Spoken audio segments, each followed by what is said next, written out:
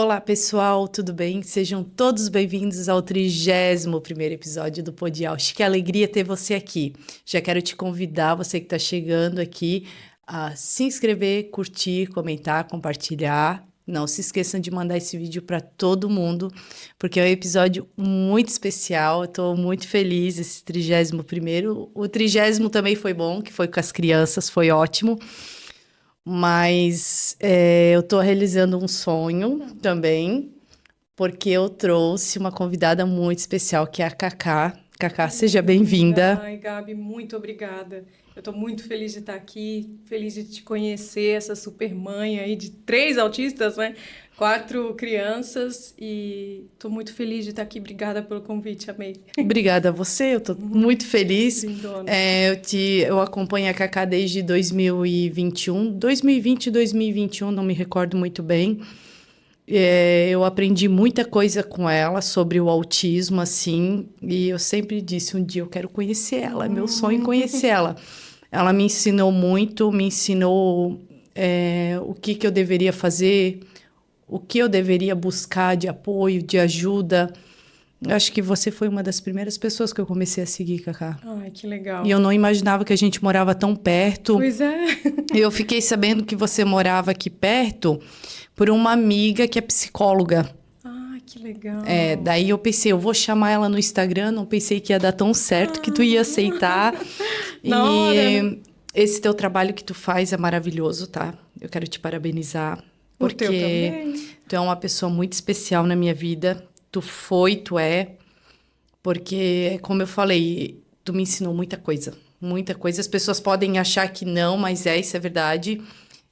Tu é uma inspiração pra mim, tá? Ah, Eu sou tua sua fã. Quando a gente se linda. falou no WhatsApp, eu falei pra ti, né, que eu sou tua fã. Eu fico tão feliz porque, assim, o Pedro até estava comentando, né? Como o teu filho tem esse senso de justiça, né?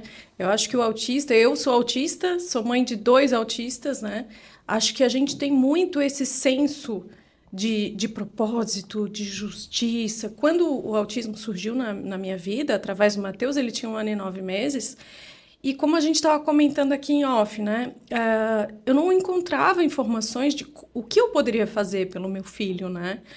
E senti aquela necessidade. Então, todas as outras mães vão passar por isso também. Isso é desnecessário. Então, tudo que eu for passando, eu vou compartilhar nas redes, né? E começou pelo... eu comecei criando um site para colocar os vídeos no site, até como que a gente fazia em casa com o Matheus e tal. Tinha que publicar pelo YouTube. E através do YouTube, muitas mães começaram a entrar em contato comigo. E daí depois eu entrei no Instagram.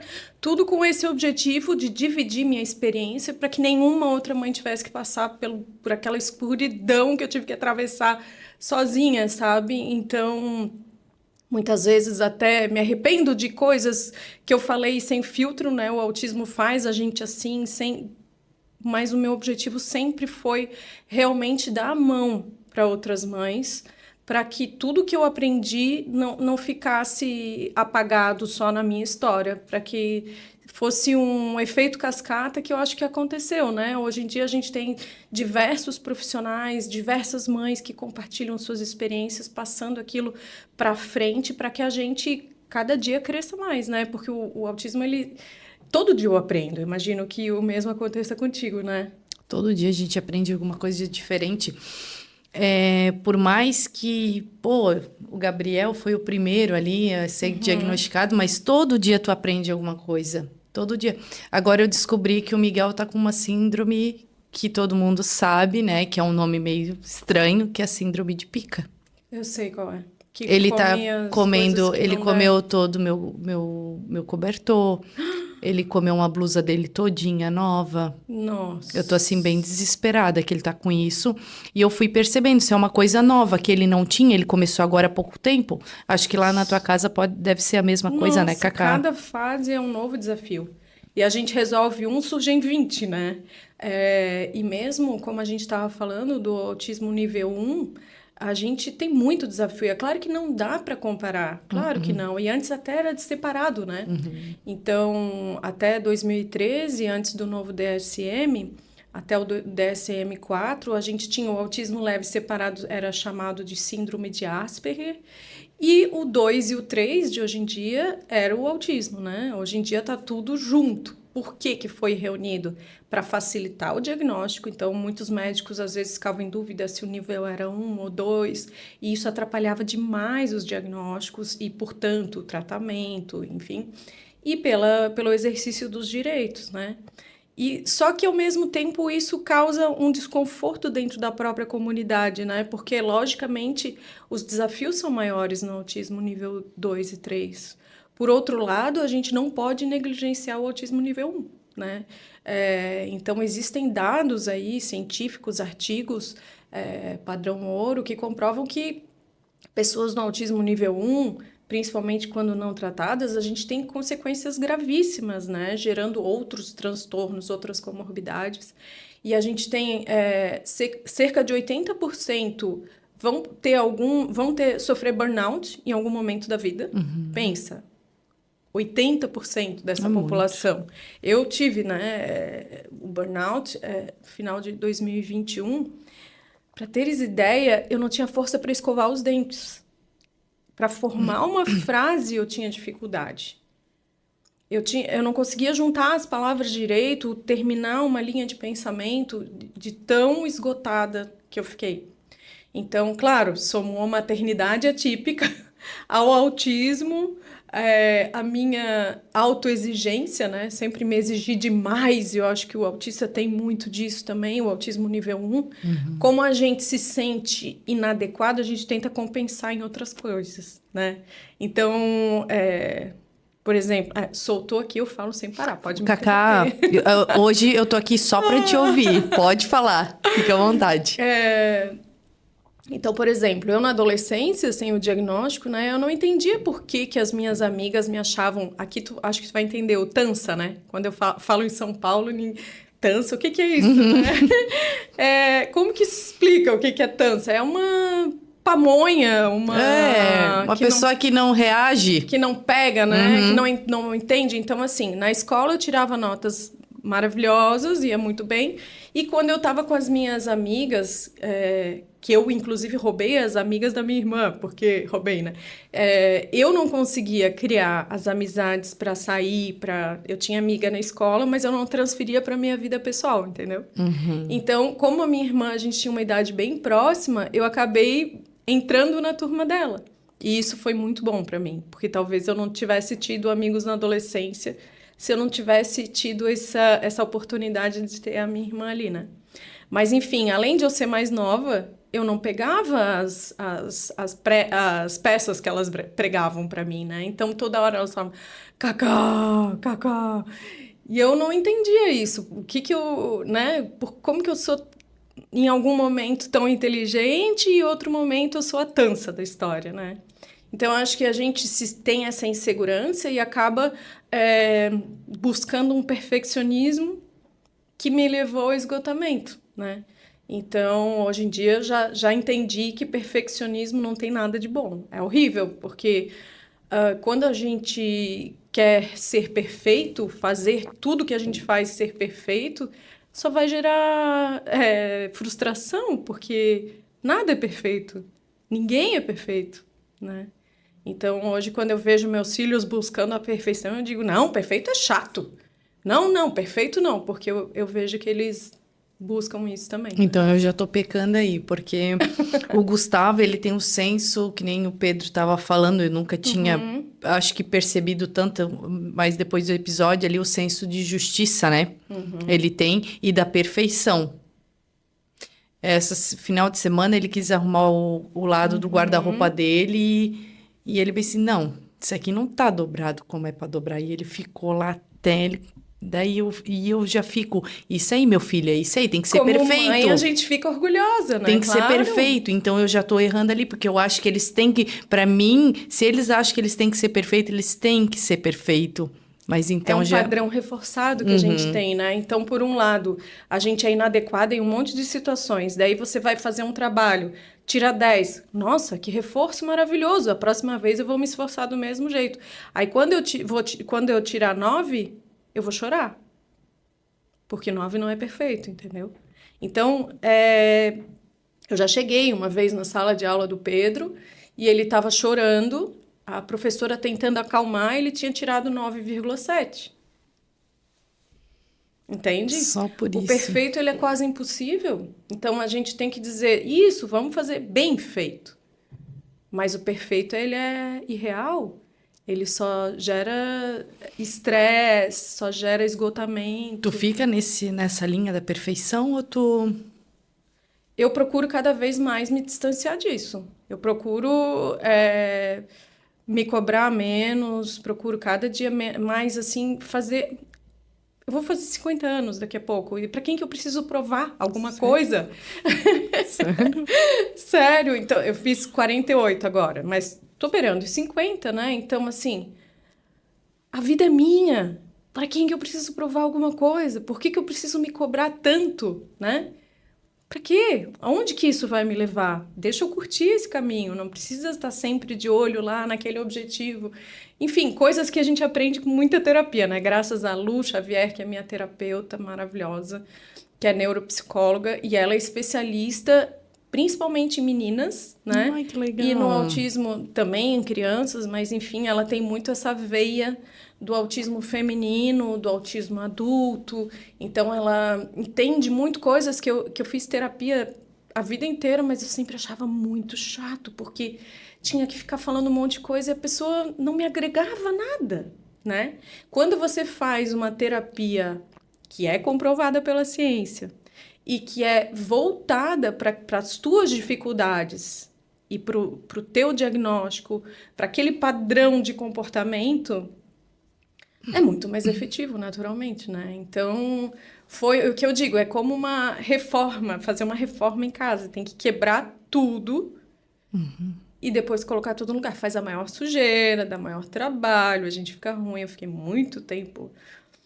Porque eu te falei, né? Quando eu recebi o diagnóstico, foi assim, eu fiz um filminho na minha cabeça e tudo começou a fazer sentido ali pra mim, né? Porque tudo que eu tinha passado, assim, fui entendendo, né? Tu teve teu diagnóstico com qual idade? 44.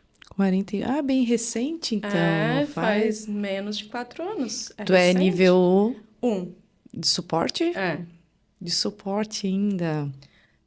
Eu, por exemplo, já fui fazer, como viajava muito para fazer palestra e tal, e um pouquinho depois do meu burnout, daí quando eu tentei voltar, eu indo para o aeroporto sozinha, comecei a ter uma crise.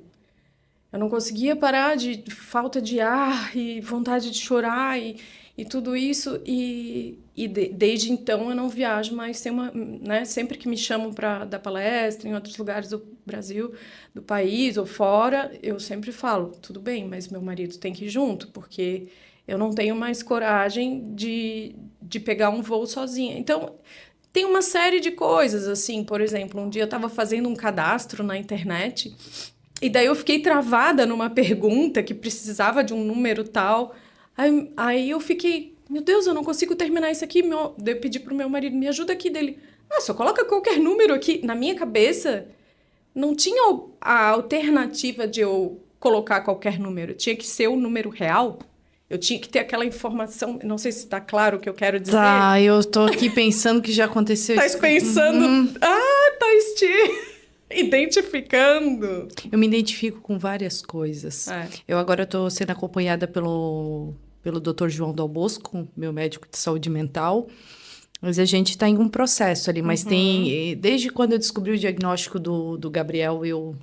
E a gente se deixa por último, né? Foi o que aconteceu comigo. O que importa o meu diagnóstico, né? Até eu chegar lá no fundo do poço, que foi o burnout. Aí eu tive que... Aí eu falei, a Débora, que é minha amiga, ela é neuropediatra, Débora Kertes, eu falei, ela também é muito especializada em meninas, né? Porque tem que ter um senso apurado para fazer diagnóstico em meninas nível 1, né? Porque o autismo nas meninas, ele se apresenta de forma diferente, né? O 1 já é negligenciado, né? O autismo nível 1. E até uma coisa que eu queria falar, não quero esquecer de falar depois. Fica à vontade. Mas aí eu fui buscá-la, daí eu falei, eu sei que tu não faz diagnóstico em adulto, mas por favor me atende. Ela me atendeu imediatamente ela já me deu o diagnóstico tanto do burnout quanto do autismo. Ela falou, Cacá, como tu tá em burnout, tu não tá conseguindo mascarar. Porque as meninas, elas são muito boas em mascarar as suas características de autismo, né? Então, quando a gente tem um autismo nível 1, principalmente quando a gente tem uma inteligência preservada ou até um pouco mais alta que a média, a gente aprende muito a compensar. Só que isso tem um custo muito alto para a saúde mental. Então, aí reforçando sobre o autismo nível 1 e a importância de a gente não negligenciar, repetindo, né? O 2, o 3, não dá nem para comparar realmente, né? Tanto que antes era separado e tinha um porquê. Porque realmente o Mateus, que era 2 e hoje em dia é 1, mas a gente teve que ensinar a falar cada palavra. A gente teve que ensinar ele a interagir.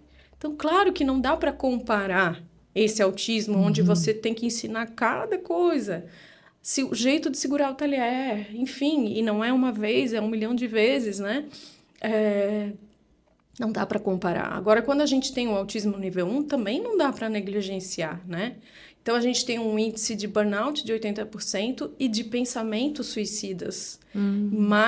Cerca de 66% relatam que em algum momento da vida já tiveram pensamento suicida. Então, eu estou dando um exemplo extremo para mostrar o quanto isso afeta a saúde mental. Porque quando a gente está falando de autismo nível 1, esse autismo não incomoda mais ninguém. Ele só incomoda aquele próprio autista, né? Então, quando não está incomodando ninguém, todo mundo pensa, é frescura, não está se esforçando. Mas se tem um diagnóstico ali, é porque tem alguma coisa que precisa ser cuidada, né? Às vezes eu vejo o autismo de nível 1 em algumas crianças de amigas e eu vejo do Gabriel. Às vezes é pior do que do Gabriel, que é o nível 3. Gente, eu fico assim, eu digo... De comportamento? E depois dizem que nível 1 é um autismo leve. Não existe autismo leve. A gente tem que falar sobre isso, Cacá. Muito importante. E como eu te falei, eu passo um filme, né? Eu lembro, assim, eu em festa de aniversário passando mal e ninguém entendia, né? Várias questões. A adolescência, pensamento suicida, muito forte. Graças a Deus, a gente naquela época era tão pamonha que a gente nem tinha acesso para entender como fazer. Porque eu acho que se fosse hoje em dia, né? A gente não... Então, graças a Deus, né? Eu não levei adiante, mas pensa quanto isso é grave pela falta de acolhimento, pela falta de tratamento, pela falta de diagnóstico. Então, é assunto muito sério. Inclusive, por isso que a gente está lançando o último livro, né? Eu com os meus filhos. E os dois, foi assim. Eu passei uma lista de algumas características do autismo e pedi que os dois conversassem e gravassem para mim sobre aqueles itens. Então, assim, quando a gente fala uma pessoa cadeirante, a gente sabe como incluir. É fácil, digamos. Precisa da rampa, precisa do elevador, né? Então, uma pessoa que é surda, a gente pensa na linguagem dos sinais, no braille, né? E no autismo, como que faz? Não é só inclusão na escola, né? E o marido, o namorado, o amigo, a amiga, a avó, as tias, o que elas podem fazer? Isso foi algo, como eu te falei, né? Esse senso de propósito. Eu sempre gosto de falar algo que eu vejo que ninguém está falando. Eu acho que se fala muito inclusão escolar, e isso é primordial, mas e a inclusão nesses ambientes, né? Eu cansei, sabe, de puxar um pouco essa pauta, porque, Da inclusão escolar? tá difícil, tá? Não adianta. É Quanto mais tu impossível. fala, Cacá, parece que menos eles querem fazer alguma coisa. Eu não sei se tu chegou a ver que teve aqui em Blumenau, a gente fez uma audiência pública na Câmara de Vereadores sobre isso. Difícil. O Gabriel tem professora de apoio, o Gustavo e o Miguel não tem. Porque é um nível 2. Que não incomoda ninguém. É isso. Só existem as políticas quando incomoda os outros, entende? Isso é dentro de uma família, isso é dentro de uma roda de amigos. Só vai... E dentro até muitas vezes mães, quando vem o autismo nível 1 no filho, pensam, tá tudo jóia ali, eu não preciso fazer nada. E por isso eu fico insistindo nisso, porque eu vejo muita gente até querendo tirar o direito do autista nível 1. Como eu falei, eu tenho crise em aeroporto, que é muita luz, a luz é muito branca, muita gente, aquele barulho que não para, aquela ansiedade do horário do voo, de sair correndo e faz check-in, mostra, né? É muito desgastante para mim. Então, assim, ter a preferência nesse momento, para mim, é primordial para eu não ter uma crise. Aproveitando, mudando de assunto, conta um pouquinho para a gente como está essa questão de aeroportos, avião, para os autistas. Me fizeram essa pergunta, né, esses dias, mas eu não viajo de avião. Está bem melhor. Eu vejo uma grande diferença e eu faço questão toda vez de viajar com o cordão do autismo para ver a atitude das companhias aéreas. Uhum. E eu tenho visto que cada vez mais, porque surgiram muitas, nunca é uma boa iniciativa do nada. É que aconteceram vários problemas e a mídia começou a divulgar, então as companhias aéreas viram a necessidade de fazer um treinamento, né? Infelizmente é isso, quando começa a incomodar, daí todo mundo se mexe, né? Mas hoje em dia, eu sempre vou com meu colarzinho de autismo, sempre pego a preferência. Eu não fazia isso com o Matheus, porque eu não queria que olhassem ele diferente. Não queria jamais que olhassem para ele e pensassem que ele era menos ou... Não sei. Uhum. Eu tinha dúvida se eu deveria usar aquilo, se eu deveria... E no final eu acabei fazendo isso com o Matheus, porque mostrando a vida dele desde bebê, nessa ingenuidade de estar ajudando, no final eu estava expondo o meu filho, né? Uhum. Mas, enfim, fora desse ambiente do autismo, eu tinha medo de como ele seria tratado, né? Então, eu quis proteger de alguma forma e quando eu recebi meu diagnóstico, eu comecei a usar direto. E hoje em dia, eles respeitam muito. Eles, inclusive, na Latam, a gente foi semana passada, eles perguntaram, tá tudo bem? Eu tô aqui se precisar de alguma coisa.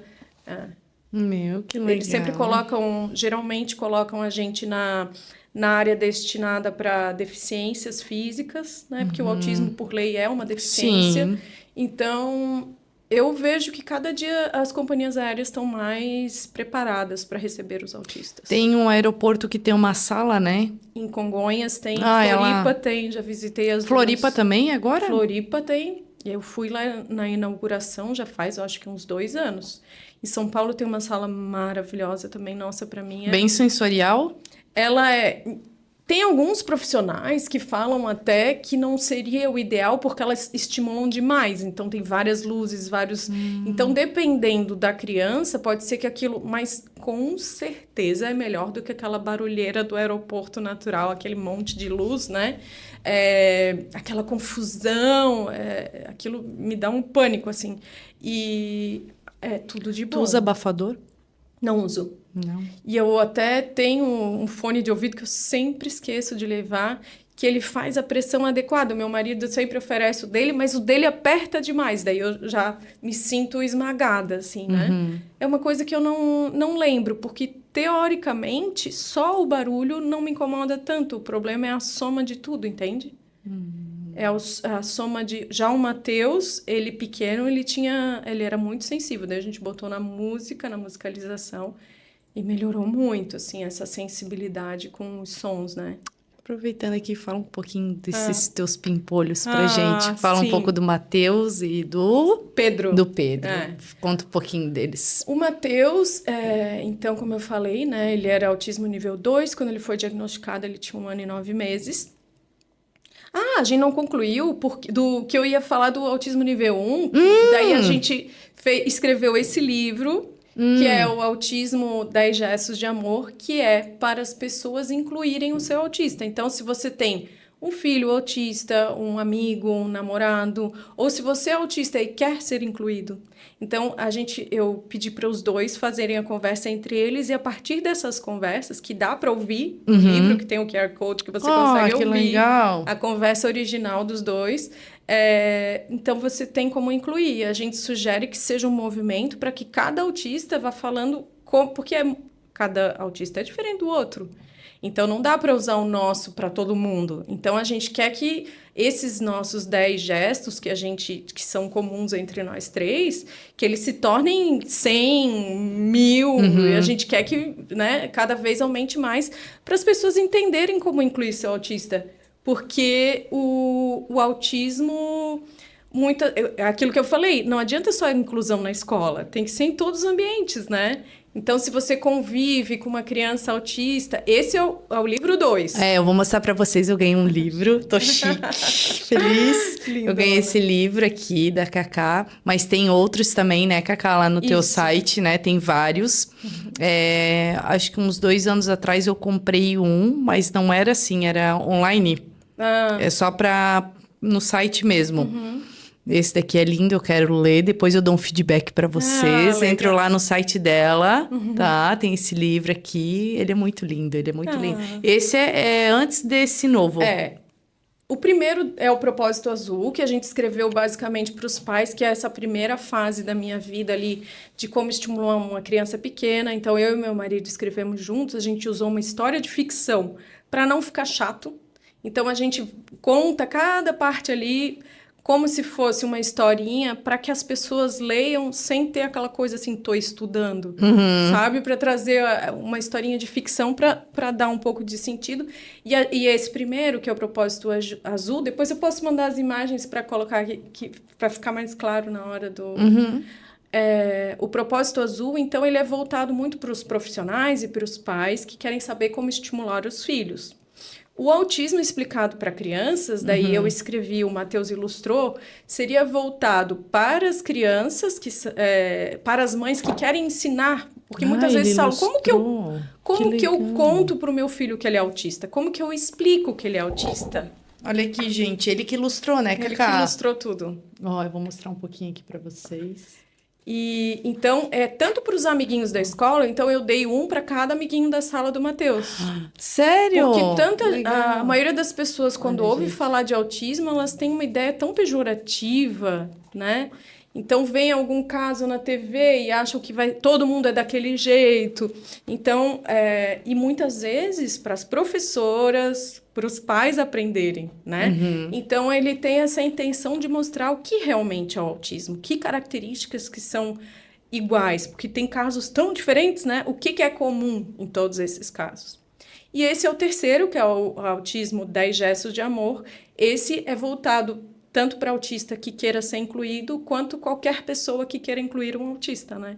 Porque tem todas essas questões de saúde mental que podem ser evitadas num ambiente inclusivo, né? Então, essa é a ideia, a gente mostrar para quem nos rodeia, para quem queira nos incluir, como fazer isso. Então, são atos muito simples. Por exemplo, eu tenho uma estereotipia que é horrível, né? Que é eu fico mordendo a boca e daí tá toda machucada aqui. Eu tenho mais de 20 anos. Tu também? Ela tá... Vou dar o diagnóstico aqui. Olha os dedos.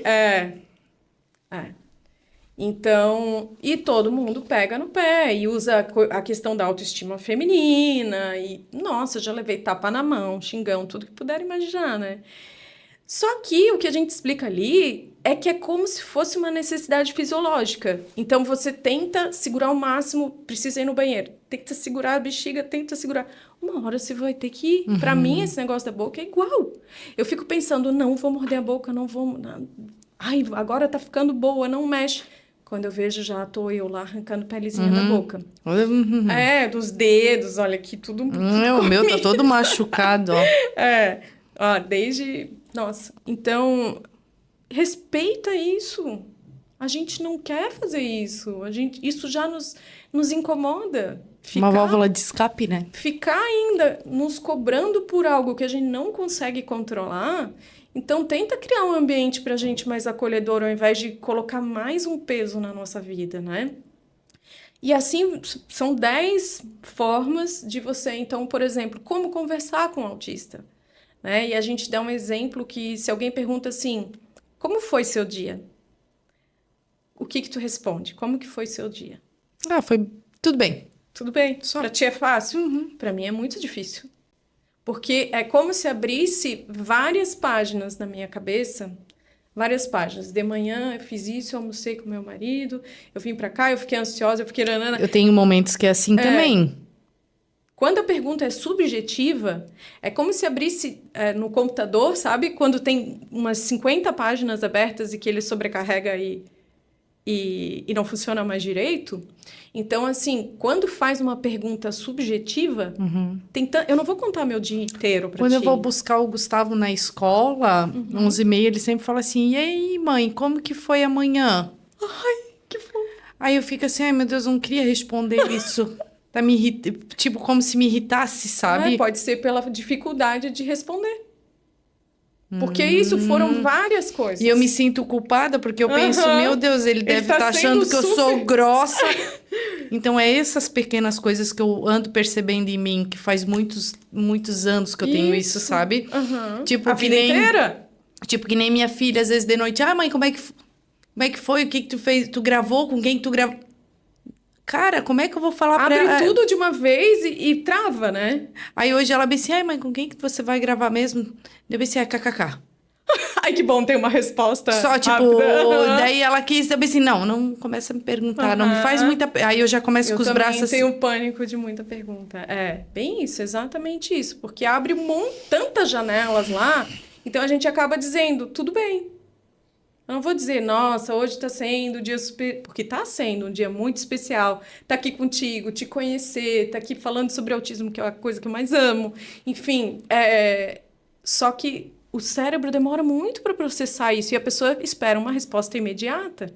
Então, é muito mais fácil quando tu fala de autismo comigo, que são questões que eu estudei, que eu tenho um embasamento, e não vai abrir 1000 janelas, vai abrir só aquela janelinha. Então, por exemplo, se eu te perguntar para que time tu torce, é muito mais fácil responder. Que dia é teu aniversário?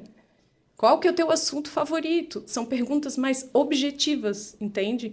É como se fosse perguntar para uma IA. Se perguntar para ela como que vai teu dia, ela não vai saber.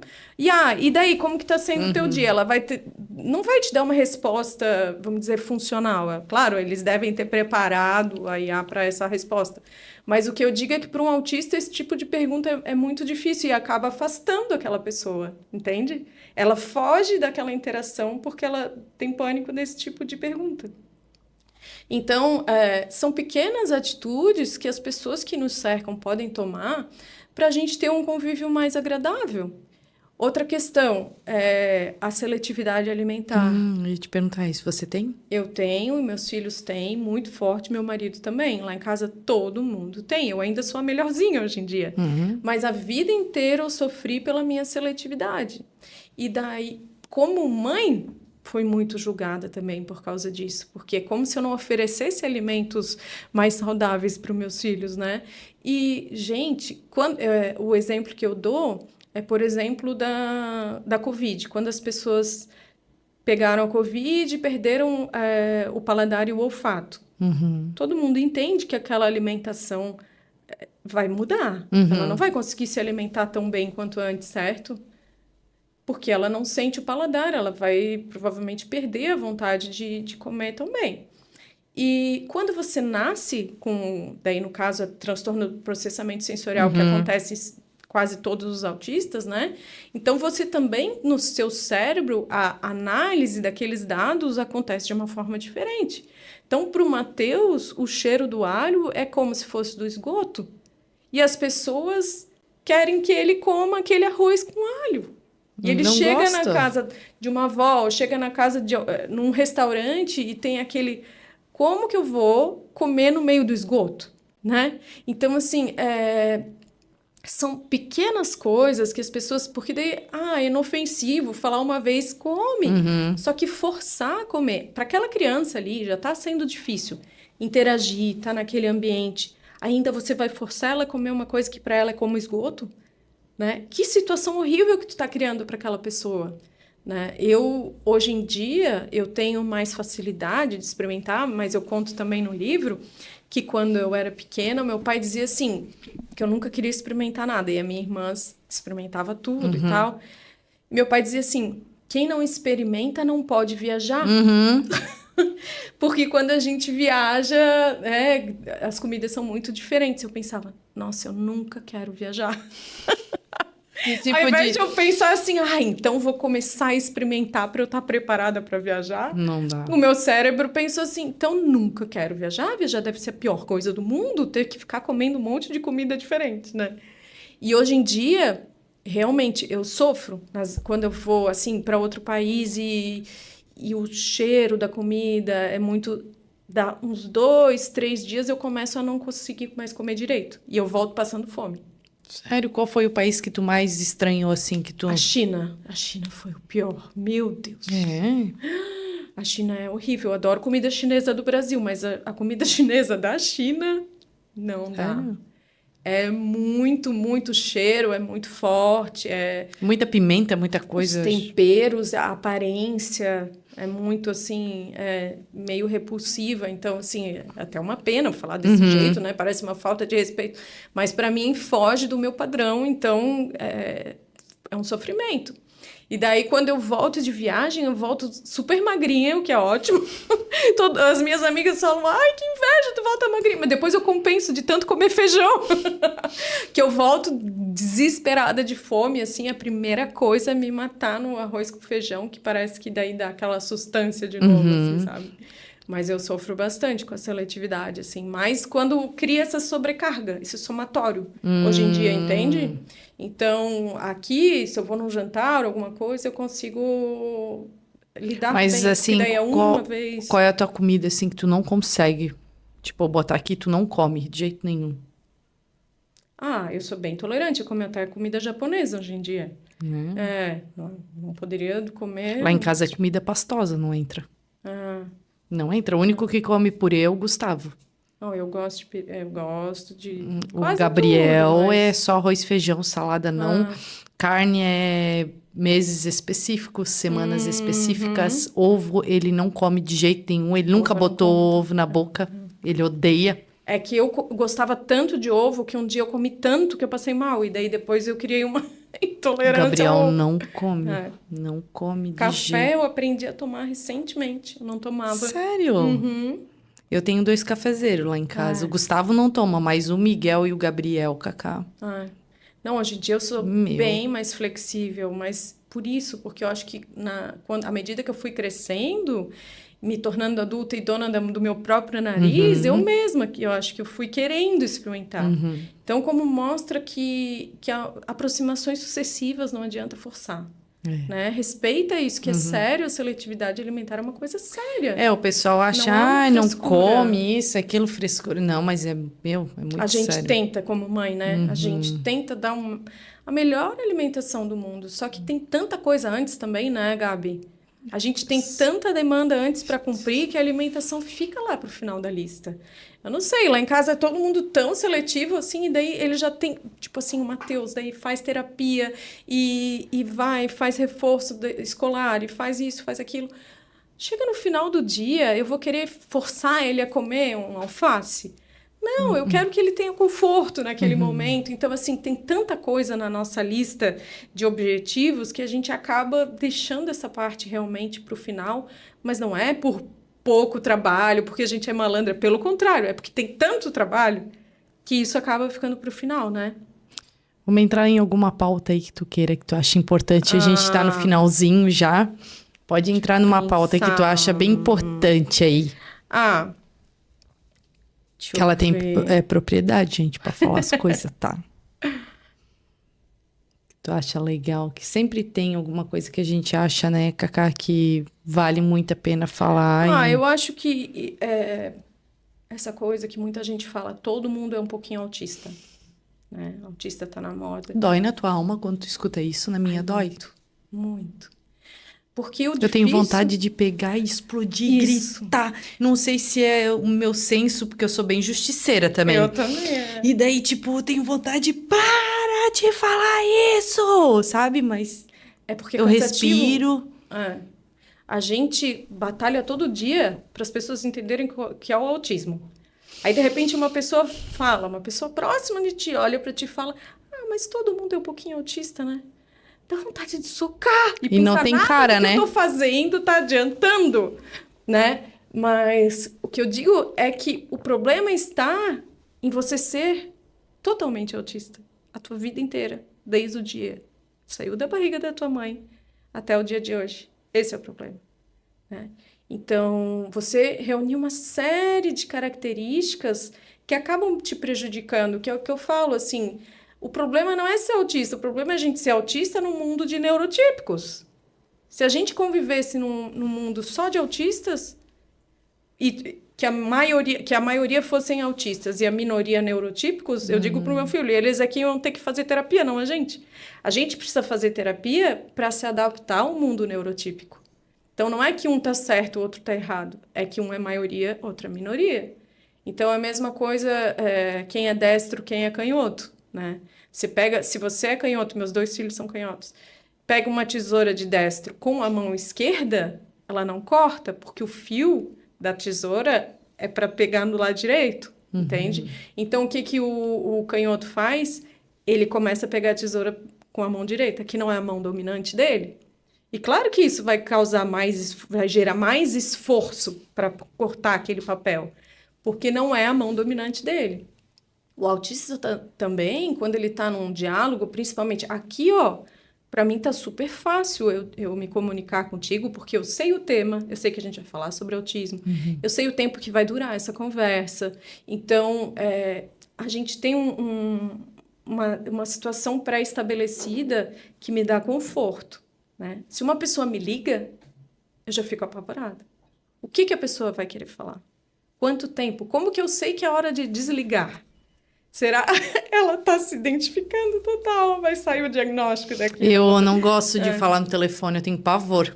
Se eu sei, se a pessoa fala, eu quero falar contigo sobre isso, é muito mais fácil. Agora, se a pessoa me liga do nada, do Neida, que me diz, Deus... A minha amiga, minha comadre, Gabi, um beijo, meu amor, eu te amo, mas ontem de noite tu me ligou, quando tu me ligou, eu queria tacar o celular na parede, porque eu não queria conversar.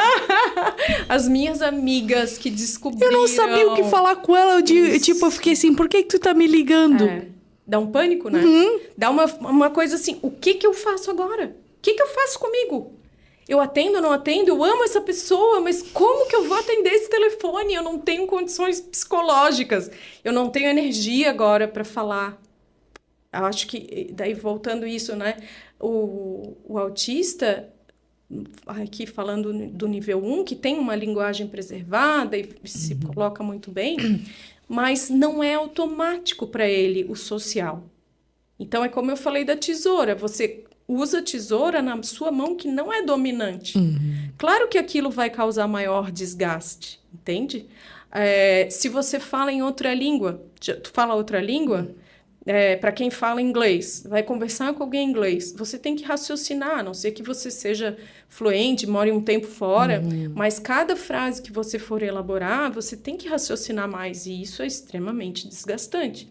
Para o autista é como se fosse isso. Para ele interagir, ele tem que falar uma outra língua. E isso causa um desgaste gigante. Então, quando a tua amiga te liga, dá aquele pânico, por quê? Porque tu não sabe se é uma ligação séria, se é para tu ser divertida, qual vai ser o momento de desligar. Tu não tinha se preparado, porque eu, antes das interações, eu sempre me preparo psicologicamente para aquilo. A gente... como se fizesse um treinamento de como a gente vai agir, o que a gente vai falar. A gente prepara, reserva uma quantidade de energia para gastar naquilo que a gente sabe que a gente vai gastar muita energia. Então, quando alguém liga do nada, e eu não tenho essa energia separada, eu não vou conseguir atender. E as minhas amigas que perceberam, a Cacá não suporta telefone. E daí que eu fui me tocar. Então, hoje em dia, elas me falam até uma das dicas ali de inclusão. Eu tenho a minha outra comadre, a Jo, um beijo, Jo, que eu tenho a necessidade de falar com ela uma vez por semana. Com ela eu quero falar em ligação, com ela eu quero. Porque tu já criou um roteiro de ligação com ela. Se ela não me liga, porque eu sei que ela me liga toda quarta-feira. Se ela não liga, eu ligo. Hora marcada. Tempo de conversa já deve estar pré-estabelecido. Os temas da conversa já devem... Tu criou, sem querer, um script disso na tua mente. Meu Deus, nunca tinha... Então, tu tá mais preparada para essa conversa. Então, por isso... E tu faz a reserva de energia para essa conversa. Para quarta-feira, entendeu? Agora, quando você não tem nenhuma previsão, por isso que a previsibilidade no autismo é tão importante, né? Porque a gente tem que fazer essa reserva de energia para esse momento, a gente tem que ter esse preparo para esse momento. Então, quando você cria uma... Por exemplo, a minha irmã, ela já sabe que não é para... Que eu não tenho fobia do telefone, mas se a gente está conversando alguma coisa no WhatsApp dela, pergunta, agora eu posso ligar? Aí sim, porque eu já tenho um tema ali para a gente transformar aquilo que a gente está falando numa conversa.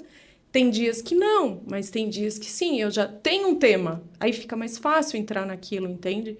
Então, assim, para quem tem alguém que convive, que é autista, e daí tu pode dar esse livro para as tuas amigas, então. E eu também quero mandar um beijo para Dani, para Nanda, que são super inclusivas, e para Moni, minha irmã, que são super inclusivas, e elas aparecem no livro por causa disso. São pequenas atitudes que as pessoas podem... Porque elas precisam entender. E o que acontece é que a gente não se entende, muitas vezes. A gente não percebe. Vê que tu tinha tudo isso, só que tu nunca tinha parado para analisar. Na tua cabeça, tu só era esquisita que tu não atendia o telefone.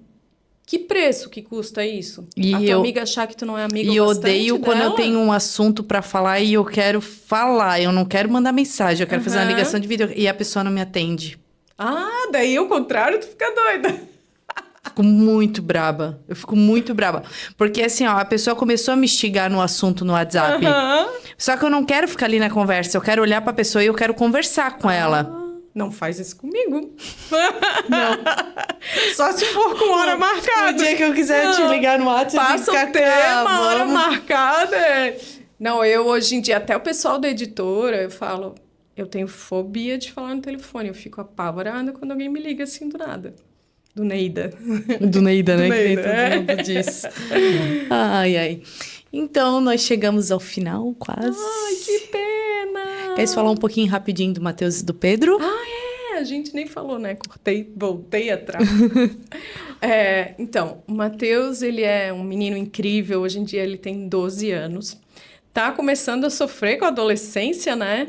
Ele era a criança mais saltitante, feliz do mundo. Começou com aquelas, escola, isso, por que a vida é assim? Fase do adolescente, eu não aguento mais ir pra escola. O Pedro, 17, vai fazer vestibular esse ano, quer fazer engenharia. O Pedro é um baita CDF.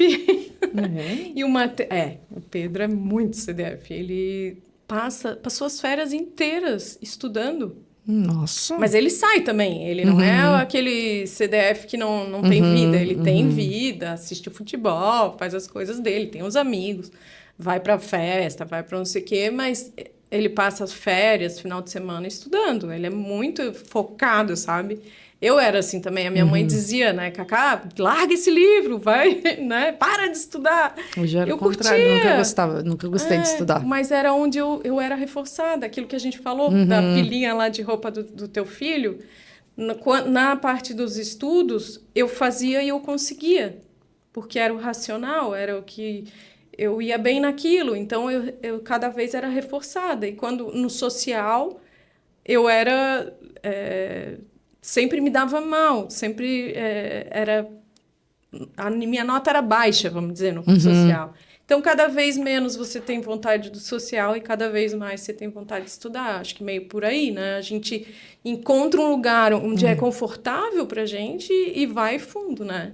Acho que isso que acontece com o Pedro, e ele tem muita facilidade. Então, coitado do Matheus, ele se sente assim, porque o irmão né? Mas o Matheus tem o seu lado nerd também, assim, ele é autodidata, tem um monte de coisa, daí ele cria música Tem um aplicativo lá, que agora eu tô esquecendo o nome, daí ele fica o dia inteiro criando música, ele cria animação. Sigam lá o canal dele no YouTube, que é Lolobi Anima. Lolobi Anima, tudo junto. E é muito fofo. Ele faz os desenhos, faz os diálogos, cria historinha, tudo autodidata, tá? Tudo que ele aprendeu sozinho, assim, ó. E daí ele sabe o nome de todas as ruas da cidade, que ele era vidrado no Google Maps. Então, se tu falar como que chega em tal lugar, ele vai dizendo o caminho, assim, de ruas, assim, que a gente nem anda. Teve uma época que foi hiperfoco. Os dias também, se tu falar o dia do teu aniversário, ele sabe, sem raciocinar, que dia da semana cai. Você fala, meu aniversário, sei lá, é 27 de dezembro. Ele vai dizer, vai cair numa quarta-feira. E no ano que vem vai cair numa quinta, ou sexta, se é um ano bissexto, sei lá, ele faz os cálculos na cabeça dele sem raciocinar. Então, o Matheus tem o lado nerdola dele, que ele fala também, né? Então, os dois são barato, né? O legal é que a nossa casa, todo mundo é diferente. No final, acaba ficando todo mundo igual, né? Então, tudo farinha do mesmo saco. A gente... É uma família muito feliz, a gente tem muitos desafios. Eu acho que para as mães, assim, que acabaram de receber o diagnóstico, né? A minha mensagem, assim, é que o diagnóstico do autismo não é o fim, é só um novo começo. A gente, por um lado, sim, quando eu olho, às vezes, assim, se eu sinto uma inveja, né? Porque eu aprendi a não sentir inveja, a gente sempre tem que olhar para o todo, né? Se tem uma inveja, às vezes, que eu sinto, é quando eu vejo, assim, outras crianças que se desenvolvem sem precisar de nenhuma ajuda, nenhum suporte, que, sabe, que parece tão fácil a vida dos outros, né? E a gente, tudo fica mais difícil, mais amarrado, a gente se preocupa o tempo todo, tá sempre de olho, e a gente tem esse olhar apurado aí para quais são as dificuldades, quais são as habilidades, e as mães, como a gente não tem um sistema que funcione, tudo depende de nós, então a gente o tempo todo tem que ficar vendo o que precisa ali estimular, o que precisa fazer, o que tem que ser o tópico da próxima terapia, né? Enfim, e a gente acaba não vendo direito, não enxergando nossos filhos sem enxergar o diagnóstico deles, sem enxergar essas características, né? Mas... por outro lado, assim, a nossa vida ganha um propósito que não tem tamanho. Eu não esqueço a primeira vez que o Matheus falou, a primeira palavra dele, trissilábica, foi pateta. Ele estava com pateta na mão, ele falou, pateta. Deu, pateta! Sabe? É o ouro olímpico. O ouro olímpico. É a Copa do Mundo, o Gabriel é o Hexa. foi água. Quando ele Olha. falou água. Tipo, parecia que eu tinha... Pra qualquer outra mãe, aquilo ali é banal. Pra mim, tipo, eu fiquei assim... Como é que é? Mas daí ele não repetiu, ele falou uma vez só. Sim. Nada de ecolalia. Pode parando por aí, mãe. Sim, mas é um sonho realizado, os nossos objetivos. A nossa vida ganha um propósito que não tem tamanho. E assim, sei que as coisas são difíceis, mas a gente está 10 anos nesse mundo aí do autismo. Muita coisa melhorou.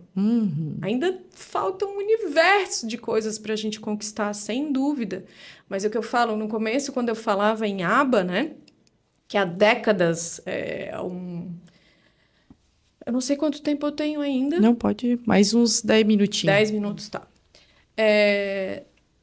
Há décadas que a aba é reconhecido como tratamento que tem melhores resultados para o autismo em si. Claro que para as comorbidades que vêm junto com o autismo, então questões sensoriais, questões orofaciais, aí tem outras, né? Cada caso vai ser um caso. Mas o que tem em comum ali é a aba, isso já fizeram diversas revisões de todos os artigos científicos do mundo e há décadas que está comprovado que até hoje a aba ainda é...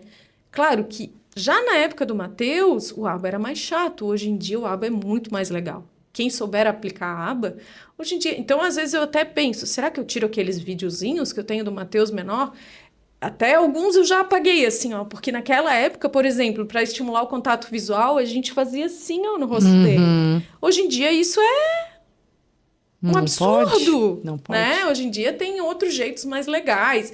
Então, você coloca uma máscara de palhaço e faz assim, bota batom para... chamar a atenção para o teu olhar e trazer isso de uma forma naturalista, né?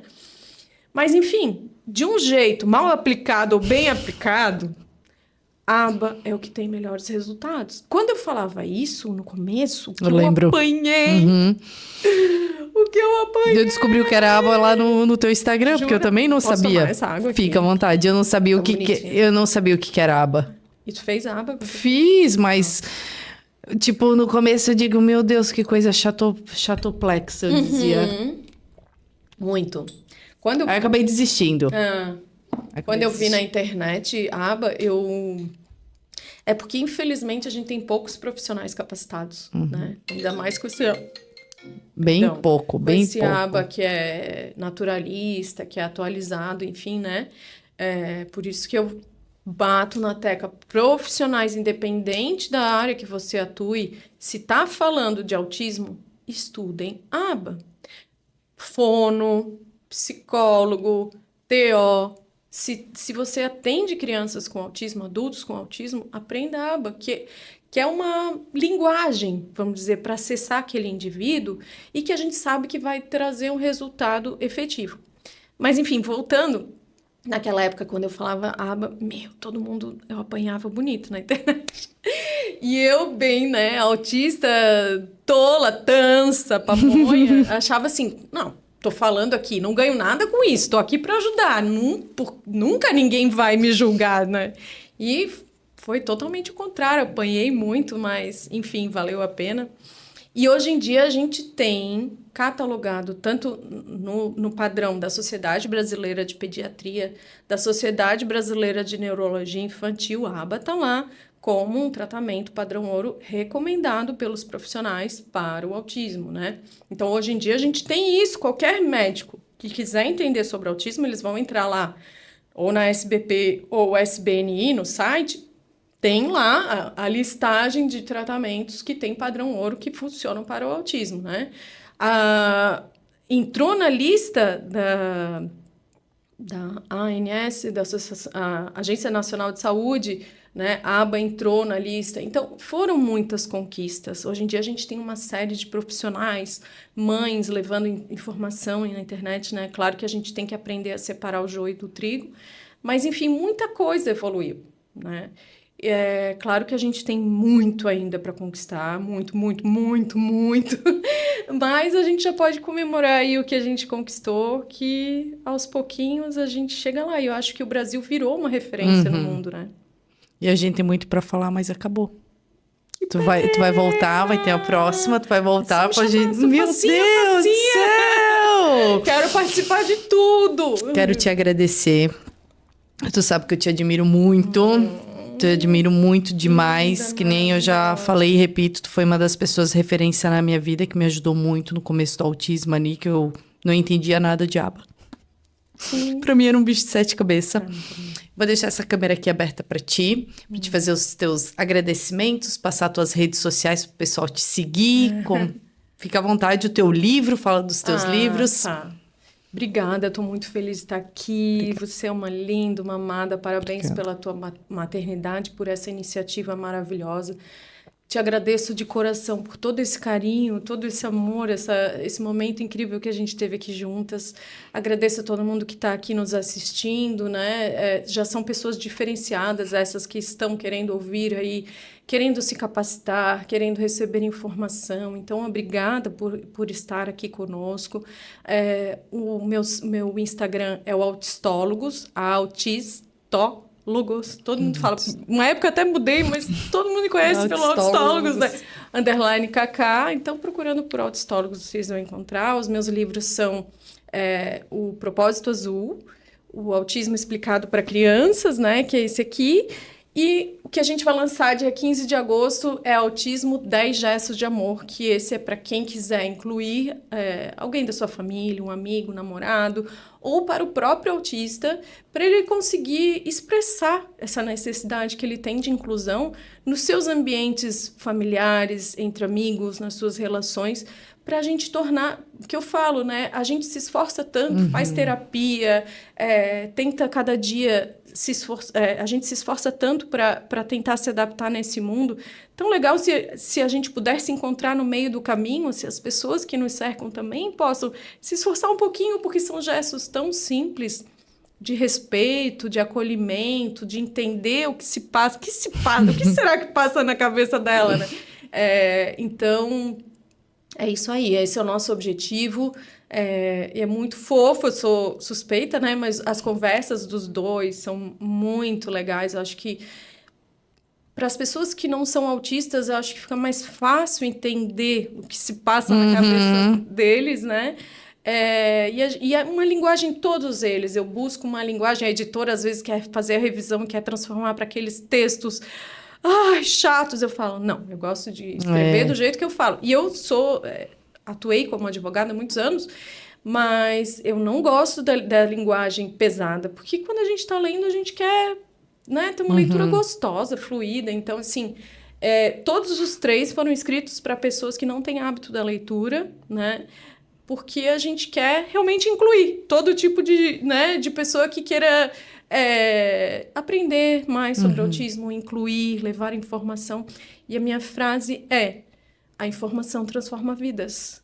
E a gente pode transformar. Veja, né, aquelas informações ali que eu passei e que tu estás passando aqui, quantas vidas a gente pode impactar só com a informação? Claro que tudo envolve, né, todo esse aparato, depende né, da questão financeira também, tens os teus patrocinadores, obrigada aos patrocinadores, mas com a informação, o que a gente precisa mesmo é de informação. Se os professores se informarem, se a família se informar, se as mães se informarem, se a gente tiver um sistema onde as pessoas estejam informadas, pronto. A gente tem aí a inclusão. Isso aí. Então, chegamos ao final desse podcast. Eu quero deixar o meu agradecimento aqui à Cacá, ao Pedro, né? Como sempre, o meu patrocinador, a pessoa que faz esses vídeos maravilhosos. Quero também agradecer os meus patrocinadores, a Blumenau Hospitalar, o Diego Mensor e o Iofifo, Perto Digital. O Bruno vai estar aqui semana que vem com a gente. Em Concerte, a clínica do Dr. João Dal Bosco, que é o meu querido, e o nosso querido Alexandre José e a Sabrina. Quero mandar um beijo para vocês. Quero mandar um beijo. Bina foi a primeira professora do Pedro. Ela é incrível. Ela é incrível, eu também, eu amo ela.